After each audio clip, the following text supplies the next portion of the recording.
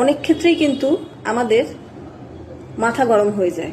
বিভিন্ন ক্ষেত্রে হয়তো দেখা যায় যে আমরা কিন্তু সেই পরিস্থিতির জন্য আগে থাকতে তৈরিই ছিলাম না, অথচ এমন একটা সিচুয়েশনের মধ্যে পড়ে গেলাম যে আমাদের সেখানে মাথা গরম হয়ে গেল। এরকম হতেই পারে, মাথা গরম হয়ে যায়, আমার আপনার সকলেরই হতে পারে। এমন নয় যে আমার কোনো সময়ই মাথা গরম হয় না, হয়েই যায়। যদি হয়ে যায় তাহলে সেই সিচুয়েশন থেকে তো সরে আসার চেষ্টা করবেনই অবশ্যই। আর একটা, যখন দেখছেন যে আপনার মাথা গরম হয়ে যাচ্ছে, তখন কিন্তু সেই সময়টা আপনি বুঝতেই পারবেন নিজে।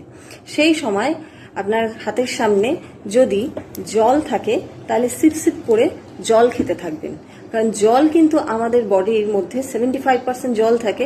আর জল কিন্তু আমাদের ইমোশনকে, আবেগকে কন্ট্রোল করে, বা যে কোনো ইমোশন হোক, সেটা অ্যাঙ্গার হোক, লাভ হোক, হেট হোক, সব কিছুকেই কিন্তু কন্ট্রোল করে। দেখবেন কাজে লাগবে এবং ধীরে ধীরে কিন্তু